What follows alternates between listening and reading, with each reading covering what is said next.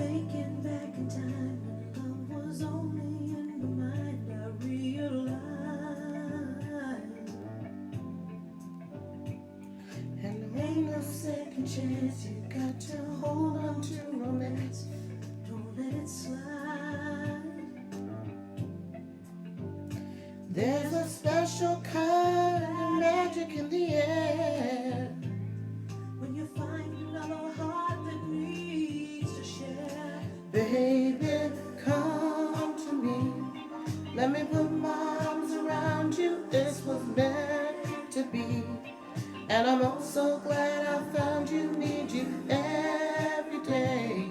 Gotta have your love around me. Baby, always stay. Cause I can't go back to living without you. Welcome, welcome, welcome.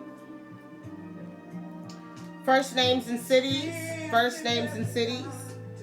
As you're coming on in here, first names and cities, first names and cities. Let me know who you are, where you are, how you're doing. Welcome aboard. How's it going? Welcome, welcome. First names and cities, first names and cities. Welcome aboard. How are you? Welcome, welcome. Hello. Welcome, welcome. Hello. All you newcomers, new people here. Welcome aboard. First names and cities, first names and cities. Let me know what city you're in and what's your first name. I like to be able to greet you guys with more than just your Instagram handles. It makes it a little bit more personal. And I like to get to know you guys. Welcome, welcome. How are you? Welcome, welcome. How are you? Welcome. Hello, hello, hello. Welcome. Welcome, welcome, welcome. Yes, first names and cities. Hello. Judy Breaks. Welcome. Fiona. Welcome. Leah Coco. Welcome. How are you? Hassan Tyga. Welcome. How are you? Thanks for coming. Tara from Baton Rouge, Louisiana. Welcome aboard. Good to see you tonight. Fiona in Tampa, Florida. Welcome. Good to see you tonight. Adrian from Chicago. I see you. Corey in Orlando. Welcome. Rodney, New Orleans. Welcome. Fiona in Tampa, Florida. Welcome. San Jose, California. Winnie. Welcome. How are you? Sharanika or Sharanika? Charleston, South Carolina. Welcome. I hope I got that right. Hassani from New York. Welcome. Allison in Minneapolis. Good evening, Danai. Good evening, Allison. How are you? Welcome aboard. Hi, Danai. Will this be a marathon? No! I'm not doing like 4 hours tonight. I'm tired. I can't keep doing this. I can't keep up with you guys. Everybody's on quarantine, and so y'all just keep going and tugging at me, and then I'm like, I don't want to get off because we end up in the middle of something, and I don't want to cheat you, but doggone it. Song selection for tonight, Baby Come to Me, Patty Austin, James Ingram. Welcome, Kim in D.C. How are you, Kim? Black women are going to have to submit to black men for marriage to work. Other than that, it's a waste of time. Welcome, Lake Evans. I think that's your name, Evans. You know what? I'm gonna address that in just a moment. Asser Todd, welcome. How are you? I'm wonderful. Thanks. How are you? I'm really, really good. Thank you so much. A small intro. My name is Danai Marari. Welcome aboard. I am the founder of the Black Marriage Movement. I created this page because I wanted to be the change I want to see in the world. Wanted to create a space where we could have conversations about all things love, sex, marriage, relationships, conflict resolution, early childhood attachment styles. Dude, anything that has to do with marriage, we talk about it here. I have a couple of rules. One is that we all be respectful of one another so that it creates a safe environment where it actually makes it a blessing and like super fun and actually, a great, healthy experience for everybody involved. And people are much more likely to share and to be open and transparent as the conversation goes. So please be respectful of one another. The other thing that I ask is that you please refrain from using profanity while you're here on the platform. Having said that, a little bit about me. I attended Howard University in Washington, D.C., majored in communications, radio, TV, film. In that capacity, I work in Hollywood as an entertainment reporter and producer. I also pursued a master's degree in marriage and family therapy from Pepperdine University. So you'll find that a lot of my formalized training and study in the field of relationships comes from that side of my brain. I also, while I was at Howard, I attended Bible college. You'll find I'm a Bible girl. You don't have to be, but I am. I tell you all of those things so you understand all the different influences that go into a lot of the theories that I share and a lot of the information that I share. And also so you know I'm not just somebody who jumped on here and said, hey, I want to do something called Black Marriage Movement, and I have no experience or no understanding of relationships, or, you know, I just thought it was cool and fun, and I'm giving out all this information or all of this advice, and I really don't know what I'm talking about. I've been studying relationships for my entire life. When I'm doing so, I'm actually working in my purpose. Even when I work in Hollywood, I've oftentimes found a way to steer the conversation and the interviews, etc., around to something that is either marriage related or relationship related, etc., because it's just my passion. I'm a big nerd in this area, and so when you add the two together, it's just wonderful, and you all get a lot of the benefit of that. What else do I want to say? I just had something and I don't remember what it was. I don't know. Okay, so my agenda is basically to help you guys have the best relationships and marriages long term that you can possibly have. I'm all about strong families. I'm all about love, commitment, making things happen for the duration of the relationship, and not just marriage, but healthy marriages. Because I know that a lot of people stay together for the kids, or they stay together and they're actually miserable. And I'm not talking about long-term marriages where you're white-knuckling it the whole way. No, I'm talking about healthy, flourishing relationships where people are getting the love they need, they're getting the sex they need, they're getting the companionship that they need, they're having healthy experiences in this relationship, and it's good for everyone. So that's what I'm all about. A little bit about my name, just so you have a little bit about my name. My name actually means to love each other. Danai means to love each other. It's a Shona word. It comes from Zimbabwe. My parents are from Zimbabwe. I'm first generation American. So I was born here and my siblings were born here. But our parents and, you know, aunts, uncles, grandparents, all of that were all born in Zimbabwe and all have Shona accents. So that's a little bit about me. So when I'm actually teaching you all how to love each other, like, that's me living out my purpose, living out my name, me living out my God-given talents. A little bit about me. All right. Today, I didn't really have an agenda. I came on because I wanted to get on. I want to talk to you guys. And I know there were a lot of people who were asking me in the DMs, can you please come on tonight? So yes, I can. It's going to be a free for all. You all can ask me, you know, all kinds of questions, and we'll just vibe off of each other and have a good old time. In saying that, so I guess, first of all, I will pin this with viewer's choice. Tonight it's viewer's choice. And Corona edition. Haha. And I will, because someone already made a statement, I will comment on the statement or the comment that was already given. If you guys have any questions, feel free to ask. All right. New gentleman, you didn't give me your name, but it looks like Lake Evans. That's what it looks like. Who said black women are going to have to submit to black men for marriage to work. Other than that, it's a waste of time. I'm going to take that two different ways. The first thing I'm going to say is I agree with you. Black women are going to need to submit to black men if marriage is going to work. Like, I understand the concept. I understand where you're coming from. I understand in theory what that means. I'm a Bible girl. I already said that. So I do believe in submission. But there are caveats to that.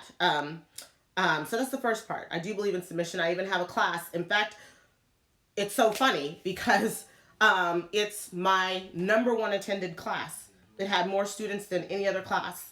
And I taught it on the trouble with submission. And it's very funny because, and if anybody's interested in the class, it's $99. It's a master class. And it's a biblical perspective on what submission looks like and why it's good for us and how healthy it is for black marriages, etc. And if you're interested, you can DM me your first name, last name, email address, city, and state. And I will send you the class. It's a digital class, so as long as you can see me, you can watch the class. The interesting thing about that class is the reason why I titled it The Trouble with Submission is because unwittingly, and I believe unknowingly. And I'm saying that because I like to give everyone the benefit of the doubt. It helps me to get along better with people. And since relationships is an expertise of mine and something that I study regularly, I study what brings out the best in each other so that we can have good relationships and we can get along with each other. And the way that you phrased that statement is not a way to get along with women. It's not a way to have us actually embrace the idea. It's a little abrasive. And I'm just telling you this as I see it. When you say black women are going to have to submit to black men in order for their marriages to work, it sounds like you're telling us what to do. And if you want someone to invite a concept and you want them to accept a concept and you want them even more so to enthusiastically embrace a concept that's actually going to work for us as a people, there's a way that you can present that that makes it palatable, and there's a way that you can present that that makes people want to buck up against it and not do whatever it is that you're asking them to do. I'm being consistent, and I will give you an example of that. I tell the women all the time, you need to respect men. I teach women to respect men. I teach them the ways that we disrespect men on a regular basis. I have interviewed over 300 black men and asked them, what does respect look like to them? How does it feel? What are we doing when we're doing things that are respectful to you? Like, show us what that looks like. Tell us what that looks like. Help us to understand it. And when we're doing things that are disrespectful to you, give us examples of those too so that we can understand what not to do and what to do in order to bring out the best in you. That is what I'm talking about. If we're going to make it in love and in relationships, if we're going to flourish together, if black families are going to be sustainable, if we're going to have those healthy relationships and not just be married, like I was saying before, like actually be happy together and be each other's best friends and actually feel loving toward each other, then we have to learn how to bring out the best in each other. And this is not an example of how to do that. Because I'm mature, I can engage this. Because I'm mature, I can do this without like allowing it to go to my ego, etc. And I can explain to you what I think would be a whole lot better and would work a whole lot better because you have a good message. Black women are going to need to submit. That's absolutely true. How you present that message, if you do it the wrong way, ain't nobody submitting to that. Nobody wants to hear it. Nobody's going to give you an office. Nobody's going to listen. And so it's funny because, as I said, the class that I taught, the reason I called it The Trouble with Submission is because a lot of black men don't know how to deliver the message in a way that it's actually inviting, motivating, and inspiring to women. And what I've been focusing so much on, this is why I said I'm not a hypocrite, what I've been focusing so much on, particularly lately, is how to present things, information to men in a language that they can hear without them feeling disrespected, dishonored, angry, frustrated, confused, hurt, etc. And so if I can do that for the women, then I got to do that for the men too. So a better way of saying that might be, because here's a suggestion. I know that men are solution oriented. You all like suggestions, etc. A better way of saying this might be, it would benefit black women to actually understand the proper meaning of submission and begin to walk in that way if they want to have better relationships with their men. That's a better way of presenting it. Not dominating us, not trying to control us, not trying to conquer us, and not saying things in such a way where you're basically saying you have to do this or you're not going to get that. It just doesn't bode well. Not for grown-ups. You know what I mean? No one wants to be talked to in a way that makes them feel inherently disrespected right off the bat. And I'm going to tell you the same way that I told the women yesterday. I was talking to them about how they can say no to a man, but do it warmly, affectionately, in a manner that doesn't shut him down completely, and in a manner that doesn't make him feel like they don't like him or they're disrespecting him or their no is for everything. It's more of, no, this is the point that I'm saying no to, but overall, you're a great person and I think you're awesome and, I'm enjoying our exchanges, etc. We have to learn how to talk to each other better. So, submission, real thing. And it's something that we need to do. And it's something that particularly, and now here's where I'm going to take a little bit of a departure. Women who decide that they want to have spiritual unions. So if you don't want to have a spiritual union, you ain't got to submit. Women who decide that they want to be operating in their feminine and they want to actually attract a man who is going to operate in his masculine, they need to learn how to submit. If you don't want to operate in your feminine, if you want to run the show, if you want to be the boss, if you want to be respected, and you know that you're not going to be cherished, buck up. Don't submit. Do you. The last thing I will say on that, unless something else occurs to me, is women also, and I teach this, need to find a man, and I said this yesterday, that they can submit to. What does that look like? If you are with a man and you notice that you do not respect him, you do not need to be with him.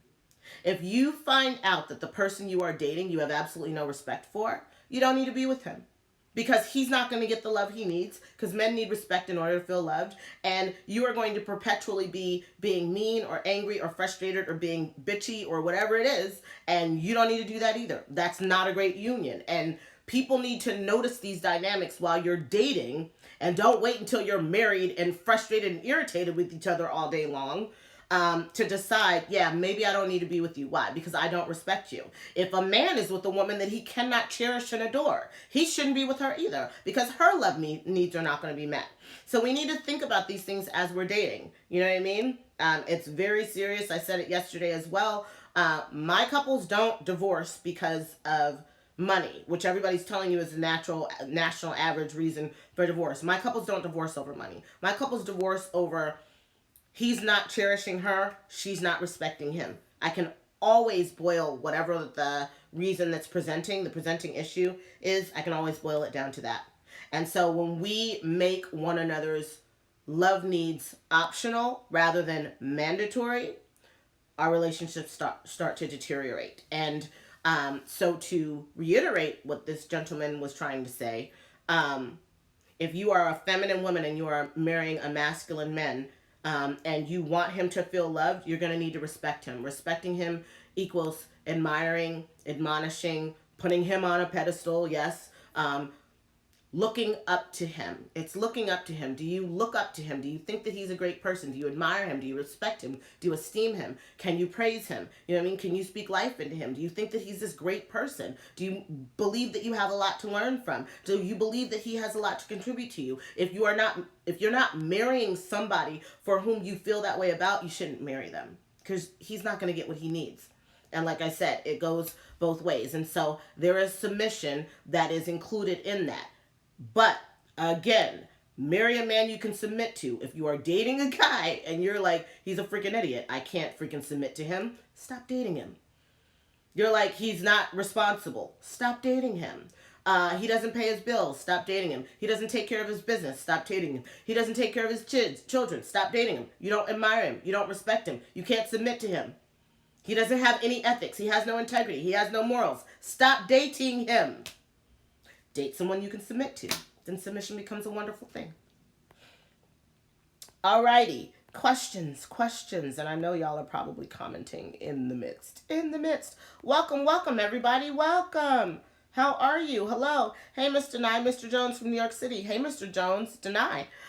Just listen to Tommy Sotomayor. All the things black women need to do is on his channel. Okay. Good evening, family. Are you married? I am not married. Great question.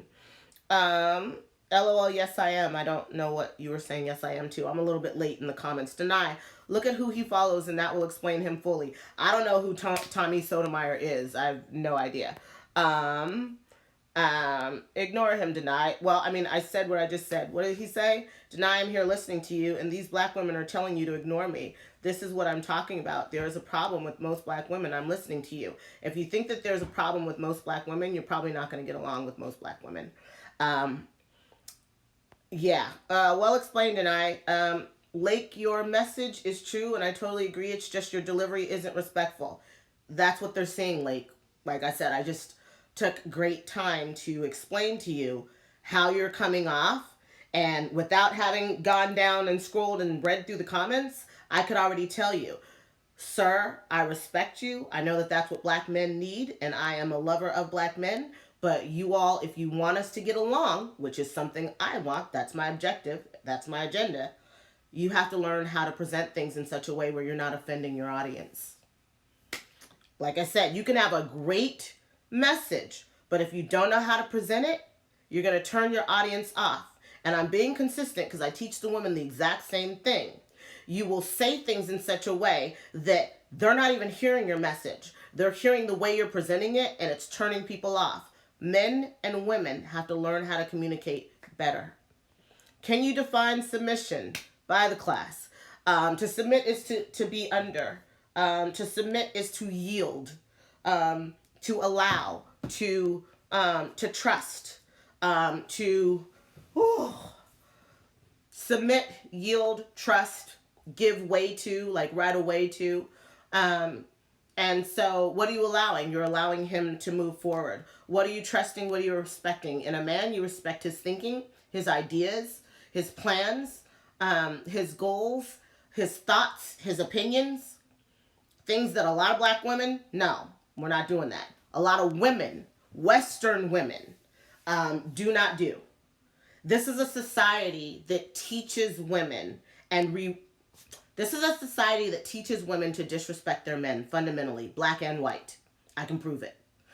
It also rewards women, black and white, Mexican, Asian, for not respecting men. That's what this society does, currently as we see it.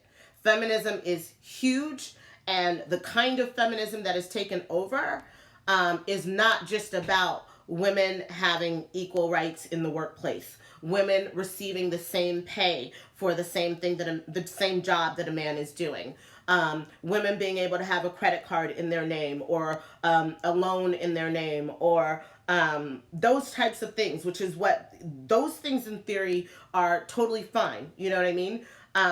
But doggone it, I lost my place. What it's become and morphed into is something that does teach us to disrespect the men. What I learned from the book, Understanding Masculine Respect, when I interviewed, like I said, 300 black men, and I found out how they feel when they are respected and how they feel when they are disrespected. First of all, I found out that they are way more sensitive than we have ever given them credit for. Way more. Their hearts, first of all, they have hearts. For some of you, you're going to be like, yeah, we know, I got it. For a lot of you, if you tell the truth, what in this culture teaches us that men are sensitive, that they have hearts, and that those hearts are things that we need to actually pay attention to and minister to and speak to? Usually we're taught they're tough and they're imbeciles, and if they feel anything, we are taught to dismiss those feelings and to write it off as ego. And so we're never really taught to minister to a man's heart. We're never really taught that men have hearts. You know what I mean? It's not a natural cultural narrative that's very widespread. And so there's that, but it's also the way that we speak to our men, the way that we interact with them, the way that we dismiss them, the way that we minimize their thoughts, their feelings, their hearts, their opinions, the way that we compete with them, the way that we challenge them. There are so many different things that we do to disrespect them, but that the culture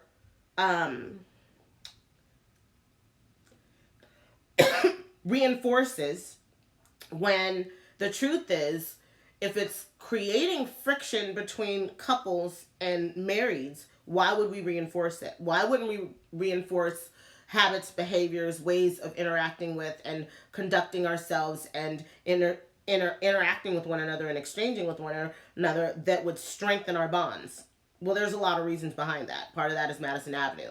And Madison Avenue is what pays for all the advertising. The advertising pays for all of the messaging. And if Madison Avenue is all about a bottom dollar, and if corporations are literally soulless entities, and if corporations only bow down to stockholders, which means it's all about a dollar, what would possibly... No, I'll put it out. I won't even ask the question. I'll just put it this way. If I can keep men and women at odds with one another, then there will be two households for everything instead of one household for everything. If there are two households, then there's two of everything in terms of goods and services in each home. Two washer and dryers, two dishwashers, two I don't know, encyclopedia sets, two of everything. My point being, two of all of the major appliances, two of all of the everything, because you have to set up two different households. That's money. That's how America works. So, corporate America doesn't have a vested interest in your marriage working well. They have a vested interest in your marriage, in men and women being at odds, being confused, rebelling against each other, etc. So that you can just have two households. It's just about goods. It's just a bottom dollar. It's the same way that, what is it, pay for profit prisons. Same thing. The moment that you monetize the prison system, now all of a sudden everything has a price tag on it. Those beds, those sinks, the soaps, the bars, the toothbrushes, everything has a price on it. And because there were empty prisons, now there were bribes going out to judges and bribes going out to cops, etc., to arrest people. Why? We need to fill these prisons. This is about money. It doesn't have anything to do with ethics, morals, integrity, honor, the actual system, justice, none of that. Money, bottom dollar. So whenever money gets involved, and usually with every movement, you can always trace the money and you'll find out who's responsible. Yeah, because that's worked out for black women all these years, right? Yeah, you're interesting. Stop, y'all, be respectful to one another. Ignore him. Submission is not control. I think people confuse submission and control. Maybe that's why women are reluctant. It is. Yes, you're absolutely right. People do mistake submission and control, and that's what I'm saying. A woman's number one fear when the topic of submission comes up is abuse. That's what we're afraid of. We're afraid of someone taking the power that they have and using it for a purpose for which it was not designated and it wasn't given. So because the position of submission is a very vulnerable position. And what is the first word people think of when they think vulnerable? You think weak. And so the other person is automatically strong. And if I'm weak and you're strong, what does that mean? You can hurt me. And that's why I'm saying, do not submit to or marry or choose as someone you need to submit to someone that you do not trust, someone that you do not admire, someone who has already hurt you. Do not put yourself in a position to be hurt and abused and used and controlled and manipulated by somebody who you are giving that power to. That's what I'm saying. Do you know what I mean? So, yes. When you pick a man who is respectable, a man that you admire, a man that you look up to, a man that you respect, a man who teaches you things, a man who provides for you, a man who protects you, and a man that you've seen do that throughout your entire courtship, submission is the easiest thing in the world. It's the easiest thing in the world. It's your pleasure to submit because he does so much for you and he's been there so much for you and he's already proven so trustworthy that to yield control to him is a pleasure. It's actually something you want to do because you want to love him in a way that will make him feel loved too. So there's so little resistance to it, which to the gentleman, I would say, if you're having an issue with people submitting, ask yourself why. We have no problem submitting when the person is worthy of submission, when we respect them, when we admire them. So it might be that you're dealing with people who don't respect the people that they're dealing with. I don't know. Hi, sweet girl. I am well. I appreciate it, Deanna. Asserted. Yes, yes, yes, yes. It's not always what you say, it's how you say it. Always. It's always how you say it. I used to say, if you have, fine, silver platter, and you got medication, life-saving medication for me. Say I have COVID and you got the antiserum, and you're trying to present the antiserum to me, and you put it on a silver platter, right? And you put the antiserum in a bottle on the middle of the silver platter. And then you take a pile of dog dew and you dump it over that. Do I want the serum now? I still want it. It's still good. It can still save my life. I don't want to have to go through that in order to get it. And If anybody else has that anti-serum, like, next door there's another hospital and they've got the same anti-serum, am I going to come to you or am I going to go next door to the hospital? Presentation is everything. No, black women don't present their criticism of black men in a presentable way, so I'm not going to. Y'all need to just accept the truth bluntly. And you are gone. We're done. We're done. I'm not doing this with you. We're not going to sit around and I had, oops, I'm doing this wrong. I had nothing but respect for you. I was very patient with you. And you're now an attention whore, and I'm good. What we're not going to do is sit around and have a live stream all around somebody who's just being a jerk. I was nice to him. I tried. You know what I mean? I don't like blocking people right off. I like to try to at least engage it and see if it's reasonable. It wasn't reasonable. So next. Is she freezing here and there, or is it just me? I don't know, you guys. Am I freezing? Difficult to watch. What's difficult to watch? They are very sensitive, I agree. Yeah, and we need to treat them as such. I believe men are more sensitive than women. They are. That's the reality. On the inside, men are more sensitive than women. On the outside, we are more sensitive than they are. So we have fragile bodies, but really strong hearts. They have fragile hearts, but really strong bodies. And it can be confusing to understand the difference because they look so strong that we can think that they're so strong. And oftentimes that's one of the reasons why we end up doing this too much, which is why I'm always telling y'all, unless you have to call the police, a doctor, or a lawyer, enough with this. Learn how to argue properly, which, by the way, I'm teaching a class on tomorrow. Tomorrow I'm teaching a class on how to fight with your man. What does that sound like? What does that look like? It looks like, how can I take conflicts and turn them into opportunities to bond, to connect, to get to know one another deeper, on a deeper level? And how can I respect my man in every conflict? Because a lot of us were not taught how to do that. And I understand that, and there's no shame in that, The only shame is in that there's never any shame in like being raised to do things in a certain way or coming up in a way where you were taught to do things in the wrong way. You know what I mean? Or people modeled the wrong way for you to do things. The only shame is once you know better, if you don't do better. Now, there's a problem. So, it's okay if you don't know. I'll teach you. If you'd like to learn, the class is tomorrow. It's $49. It is at 3 p.m. PST. If you cannot attend live, there will be replays made available. And like I said, I'm going to be giving you guys the 5 tools of how to argue with your men, and then explaining how to do that, and then giving you guys examples on how to do that so that, yes, you are going to respect him, but you are also going to invite him to cherish you. And the way you are going to do that is not by nagging, fault-finding, grumbling, complaining, I don't know, slamming doors, disappearing, yelling, screaming, manipulating with tears, whatever, intimidating, seducing. No. Healthy communication. So that's what I'm teaching tomorrow. And if you're interested, DM me your first name, last name, email address, city and state. First name, last name, email address, city and state. First name, last name, email address, city and state. Send me a DM and I'll sign you up for the class. It's $49. It's going to be good. That isn't saying that to be funny or negative. No, I know you're not saying that to be funny or negative. They are. They're more sensitive than we are. And we need to be mindful of that when we're interacting with them. Again, it can be confusing because on the outside they look like these big, strong beings. And so we can talk to them like they can take anything and they can't. So we need to be mindful of the way that we communicate to them as well. So, truth, according to my experience, men weren't taught how to minister to themselves, which is something I had to learn after 9 years of marriage. Yeah, good that you learned it. It took me 9 years to even cry in front of my wife because of the distorted mindset I've had about what it means to be a man. Wow, that's beautiful. Truth, that's beautiful. And I agree with you.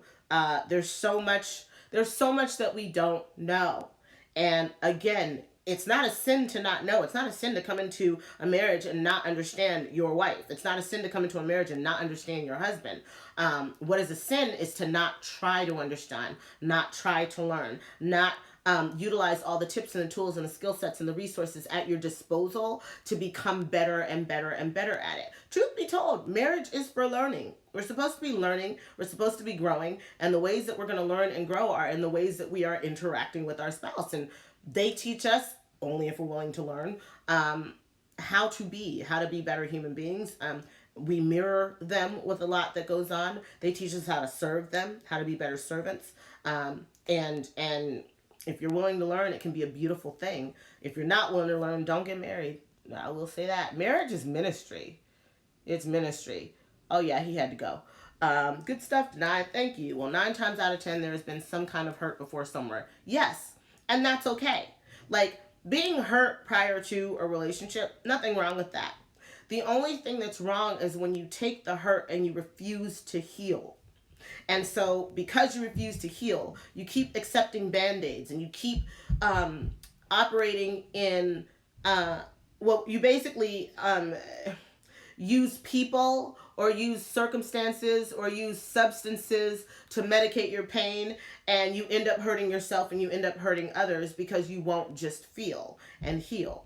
And so, you know, that's part of it. The other part is, and I've said this before, because there's sort of this misunderstanding that in order to get into a relationship, you need to be completely healed. The truth is, no one's completely healed when they get into a relationship. And also, there are a lot of wounds that you will become aware of because you're now interacting with someone who's triggering you. And then if you become curious about those triggers instead of attacking, etc., or shutting down, etc., if you become curious, then you start learning. You start looking at it and going, well, why am I feeling this way when my husband did that? Why am I responding this way? This was a reaction that kind of wasn't warranted by this behavior. What's down in there that's making me respond this way? And then you start discovering, I'm triggered.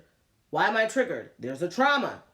Now let's go to the trauma and start healing the trauma. And the beautiful part about that is your spouse can help you heal. And that's also why you want to pick somebody who actually likes you. Somebody who actually loves you. Why? Because they're going to have to serve you. Marriage requires service and sacrifice to the other person. Both parties are supposed to be doing that.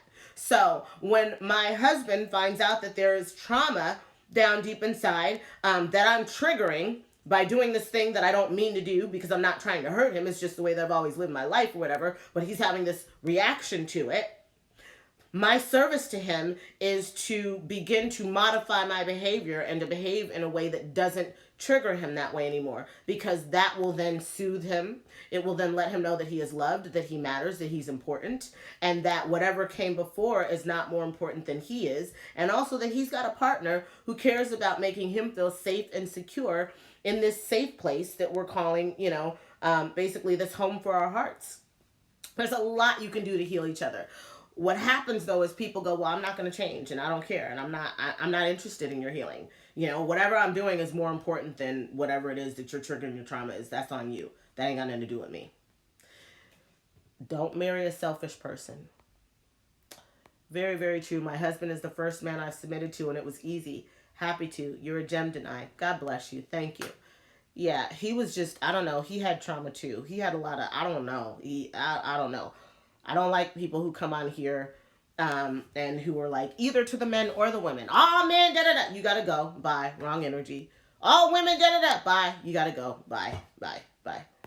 What you're not going to do is come into an area and an arena where people are actually interested in learning and growing and improving and understanding the other side and then just throw gasoline on it. And that's what he did. And I tried to explain that to him, but, whatever. The person he follows hates black women. He demeans and spits vitriol at us and laughs at any tragedy that happens to us. Wow, what a miserable human being. I knew where he was coming from and going. Thank you for the block. Absolutely. Absolutely. What do you think about a female lying about being pregnant and faking a miscarriage to get a man to marry her? Lying, betraying, cheating, dishonoring, evil. What are you doing? I don't teach women to manipulate men. I'm not in that game. I teach integrity, honor, virtue, decency, compassion, empathy, truth.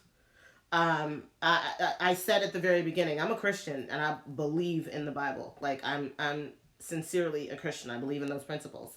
And there's nothing in scripture that says you can have a solid foundation by lying, conning, manipulating, betraying, dishonoring, and okay, I got a man, but I lied.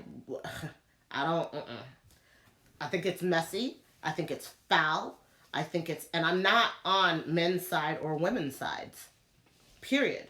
I'm not. Like, that's not my agenda here is not, ooh, yay the women, ooh, yay the men. I don't care. I'm on God's side, I'm on love's side, I'm on truth's side. So, what do I think about a woman lying about being pregnant and faking a miscarriage to get a man to marry her? I think she is going to reap what she sows, and it's going to be incredibly painful. And along the way, she's hurting herself. She's going to hurt him. She's probably going to hurt a child, and a lot of damage is going to happen from that situation. That's what I think. I think nothing good can come from that. We have to treat mental and emotional health like we do physical health. 1,000%. Totally agree. I don't think it is a refusal to heal. It is a skittish feeling. What do you mean? When you're like vulnerable and you don't want to lean into the pain? I agree. The skittishness is a fear. It's a fear. But what are we afraid of? We're afraid of more pain, of trauma. We're afraid that whatever it is we're about to go into, because we're in this vulnerable place, we're afraid of the unknown. And so we're afraid that if I can't control everything and I don't know everything and then I don't want to go there because you might hurt me. We're afraid of pain. Ultimately, we avoid pain. We avoid what we think is going to be painful or what we think might be painful. And so we're so scared of that we don't go, not knowing that on the other side of vulnerability is everything you want. That's not me. That's Brene Brown. On the other side of vulnerability is everything you want. So you got to go there to get the good stuff. There are no free rides. I wish there were, but they couldn't. There just aren't. You can't cheat the process. I say that all the time. And anybody who tries to cheat the process pays. You pay more for trying to cheat than if you had just paid to begin with. Now there's taxes and there's fees and there's all this extra stuff.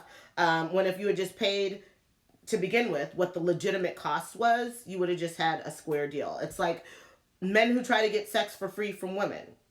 There's no such thing as free sex. Free sex costs you way more than just paying the legitimate price.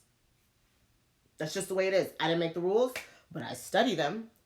And so to go back up to this woman who lied about being pregnant and faking a miscarriage, that's going to cost her. It's going to cost her a lot. Like, the fee on that is scary because there's some diabolical stuff in there. It's evil. It's like pure evil. Sometimes I feel that I need to be 100% healed before marriage. Is that true? No. You can't be 100% married, 100% healed until you marry. Your husband is uniquely suited to help you to heal, and that's part of his assignment. That's the reality of what it is to be a husband. So, deceptions and lies, awful way to get into a marriage. Yeah, no. Listen, you're going to have a firm foundation, a strong foundation, or you're not. That is not a firm foundation. She's going to lose everything. You just can't cheat. I wish you could cheat the process. No, I don't. You can't cheat the process. You can't cheat the process. There's no way. You can't build, and scripture says it all over the place. You know, it talks about building a house on like the solid rock, or like building a house on the sand where the waves come, and every time there's a strong wave, it like washes your house out from under you. Doesn't stop people from doing it. People build on, hillsides all the time. The hillside falls in, or there's a tornado that comes along, and every 4 years they're rebuilding. Some people are stubborn like that. They like rebuilding. I don't know. I don't. I prefer to build something once, build it on a firm foundation, and not have to build it again, and then ride this thing out. Because there are too many other things in life that are going to come at us for me to be worried about building the same thing over and over and over again. But some people, that's what they like. I agree. Thank you. My ex left his family for this lady. Well, here's the good news. It can't happen. It can't prosper.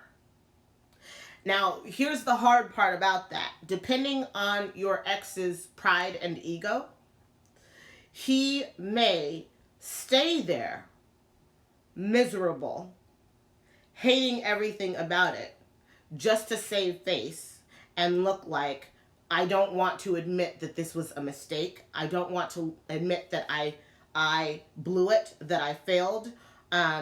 And I don't want to look like, I don't want to look like I made a mistake. There are men who will do that. There are a lot of men who would do that. But you can rest assured knowing, number one, if he left you for another woman, that's a whole lot. Particularly, because I got to qualify everything. If he left you for another woman and you were trifling, you got to look in the mirror. And you have to be honest about that. If he left you for another woman and you were devoted and you were being an amazing wife and you were doing what you're supposed to be doing, he can't win. It doesn't work that way. And so, but that's why I said, sometimes women look up and they're like, wait, but they've been together now for 10 years and they look happy. I'm telling you what I know. God is not mocked. But again, you have to be honest about, the treatment and the quality of the marriage and were you working on it, etc. Were you neglectful? Were you, paying attention? Were you being a great wife? Were you, you know what I mean? Were you guys working on the marriage? Were you spending time together? Were you like meeting each other's love needs and emotional needs, etc.? If you're doing what you're supposed to be doing and somebody does you wrong, you win. They lose. That's just the way it works. If you're not doing what you're supposed to be doing and someone does you wrong, you have to self-assess. And that's what I'm saying. So that's the first part. The second part is, y'all ain't gonna like it, but if he left thinking it was going to be fun, and that's what she did to him, he reaped that. Like he's sowing what he reaped. I know some people are not gonna like that, but God's a fair guy. If he left his family to go have fun with some chick, and then she lied to him, said she was pregnant, and then he leaves you guys, and then gets over there, and she's really not pregnant, and now it's too late because he's already lost his family. Like I said, everybody over there is going through. It's just an ugly, messy situation. I'm sorry you're going through that. There's just nothing good can come of anything bad. That's just the reality. If you want something good, good comes out of good, and so, yeah, foundationally, if you want to have a great relationship, then you got to set it up that way. That's just the reality. Are there any questions? If not, there's an article I wanted to share something on that came out of China, which I thought was very interesting. And if you have a question, drop it. If not, the headline reads, coronavirus is driving divorce rates up in China. It reads, spending more time at home with your loved ones doesn't seem to be going well in China. The country reported a spike in divorce cases ever since the coronavirus outbreak. Register offices in the country saw a rise in divorce applications, with one center recording over 300 applications for divorce since February 24th. The offices said that the main reason for the sudden spike was because couples were spending too much time together at home.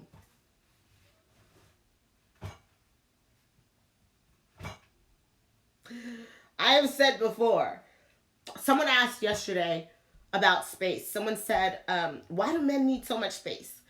And I was going into detail on how men love their freedom. They do. And one of the things that a woman does not need to do if she wants to have a healthy relationship with her man and doesn't want him to always want to be trying to get away from her is white knuckle the thing on the freedom. Don't try to clamp down on his freedom. It's not a good way to go. And the more masculine he is, you trying to control him, you're pushing him away, whether you realize it or not. But there are a lot of women who are insecure or women who've had traumas around abandonment, etc., which is why it's really good to get to know yourself and to understand what's in your history so that you can modify your behavior so that you don't put your issues off on the man in your life, but you learn how to address them and to show up, get your needs met, and at the same time allow him the freedom to get his needs met as well. I was saying yesterday that there's a healthy ebb and flow to any relationship. So there should be together time, and then there should be away time, and then together time, and then away time. And this is like a natural ebb and flow of a relationship. You should be cycling in and out so that you're having external experiences with other people that you now have, fresh experiences to talk about and to share about and to laugh about or to work through, etc. when you guys come together. So it's not just like I've heard the same story 50,000 times and it's because we're all up under each other and we're not doing anything else with anybody else. So every experience we have is together. So you want to have experiences outside of that, and then you want to have experiences inside of that. But giving a man his space is a very real thing. And I've had a lot of clients. I don't know if I said I'm a relationship coach. If you'd like to work with me, I'm $150 an hour. Same thing. DM me, first name, last name, email address, city and state. If you'd like to work with me, I work with couples and singles. I work with people both in the continental United States as well as internationally. And I do phone sessions and video sessions for anybody who's interested. Why was I saying that? Because what was my point right before that? In working with couples, I have seen, what have I seen? I don't remember. What was I talking about? Oh, women who will oftentimes try to control the relationship by saying you can't go to the bar with your friends, you can't go play basketball, you can't go to the gym. Like, I know wives who have literally been like, no, you can't go play golf. Why are you going to play golf? You just played golf last week. You know what I mean? Not realizing you want him to go play golf. Because if he goes out and he plays golf, he's going to come back and he's going to be refreshed and renewed and his testosterone's up and he's ready for you and he's happy and he feels better about being in your presence versus feeling like you're a freaking ball and chain. I say these things all the time. Like, women, with us being more emotional beings, sometimes we're not the most rational. Oftentimes we are, but sometimes we're not so rational.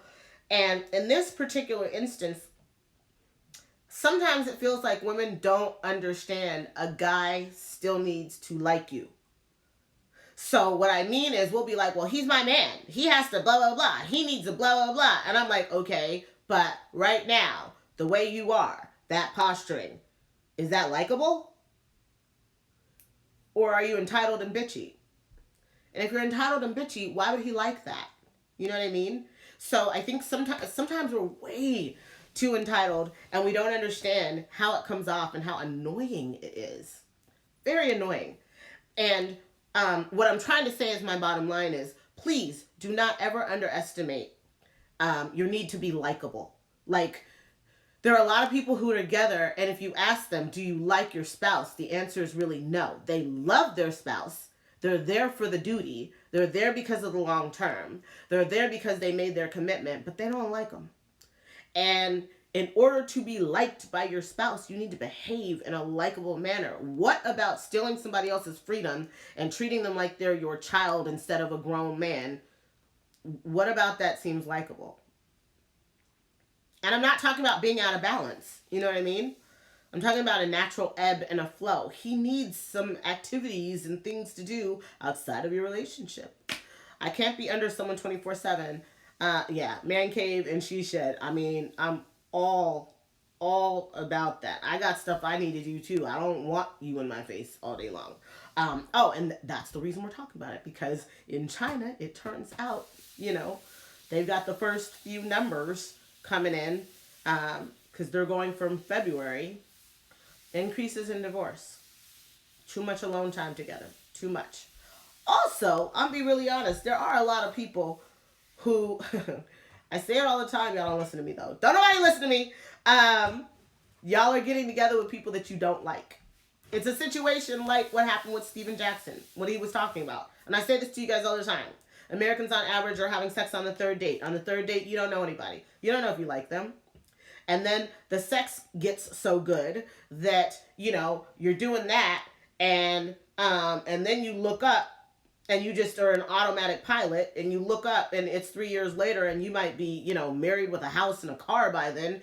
And you're going, oh my God, wait, I don't even know you. Wait, know you? I don't like you. Like, I don't like you as a person. Well, how does that happen? You never got to know them. You went to bed with them because you liked the way they looked. You liked their face. You liked their body if you're a guy, because men are visual. You liked their stature, their power, their influence, their money, their fame, or whatever if you're a woman. But y'all don't know if you actually like that person as a person, which is why I always say, be friends first. Be friends first. So some of what's happening in terms of Couples who are like, man, it's Corona time. I gotta be stuck with my husband. I gotta be stuck with my wife. You don't like them. Why are you with them? How did that happen? Why are you not with your best friend? I'm always like, while you're in the courting stage, you guys need to do something like a road trip or something where you're in a cabin for a weekend or whatever it is and see, do I like you? And not sex. Like, y'all be hiding everything with sex. You just do. And, great sex, when you do it that way, it lasts 3 years. And 3.5 years is what that, like, 2 cycles of 3.5 years is what the 7-year itch is all about. It's people who connected on their chemistry alone, and they try to make it work, and it doesn't work.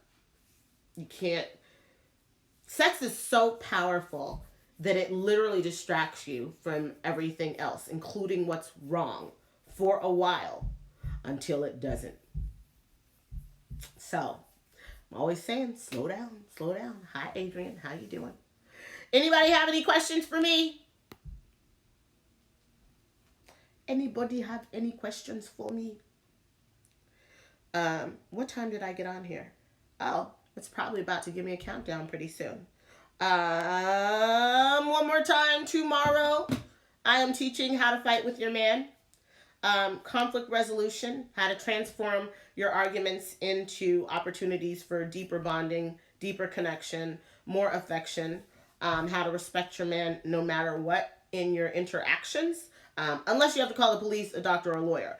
If he's doing something immoral, illegal, or unethical, call the police, a doctor, or a lawyer. If not, I show you how to respect him and how to draw him into cherishing and adoring you, even in the midst of your arguments. So that class is $49. It'll be taught tomorrow afternoon at 3 p.m. Pacific Standard Time. If you're interested, DM me, first name, last name, email address, city and state. Deception and lies are an awful way to get into a marriage. Yes, they are. Sorry, Shauna. I love how you touch both aspects. Thank you. Appreciate that. I try to be fair and balanced. But people like our friend who just left don't even think we're capable of it. Here's the thing, which is so funny about that. I'm not going to waste a lot of time on him. But it's just very interesting. How do you walk into a room that is heavily populated with black women? There are black men in here too, but heavily populated with black women, and think that anybody's going to hear you or take you seriously when you just start insulting people and acting in dominance. And it's like, it's literally an incredible display and example of low emotional IQ. Very low emotional IQ. Very. Like, use your common sense. The kind of women who would be in a room like this are clearly interested in love, marriage, relationships, getting their stuff together, figuring out how to engage with men and have proper exchanges. And so I always say, when you have people who are already ready to learn, don't talk to them as if they're not. Don't talk to them as if they're whoever you experienced out there who might have been stubborn, might have been bitter, might have been broken, and as a result of that, they were angry and rageful and not behaving like the most, polite of women, or the most enriched of women, or virtuous women, etc. Like, understand your audience. That's what I'm saying. Low emotional IQ, no common sense. Like, just catch more bees with honey. Anyway, we have 1:30 left. I didn't see any more questions, so I am going to hop off. If you'd like to work with me one-on-one, as a coach, I'm $150 an hour. As I said, I work with people from all around the world. There was a question earlier about femininity. I taught a class last week on understanding femininity. If you want to learn more about how to be more feminine, how to encourage and embrace your femininity, how to inspire a man to be devoted to you and to be committed to you in a feminine manner without all this dominating and manipulation and all the conning, without lying to him and saying you're pregnant and then whatever. The class is $49. It was an incredible class. It was 3 hours. Same thing. You can DM me your information and I'll sign you up. What about dating a man who you are more spiritually mature than? Types of implications. It depends. Is he willing to learn? It depends on if he's willing to learn. Here's the truth. A lot of women are way more spiritually mature than their men. If you are more mature than a man in any area, you have to be willing to not lord that over him. Not, you know what, doggone it, I got 15 cents. 15 cents. I got 15 seconds. I'm going to come back. I'm going to respond to this question because this is an important question. So the question is, what about if the man is less spiritual than you are? I'll be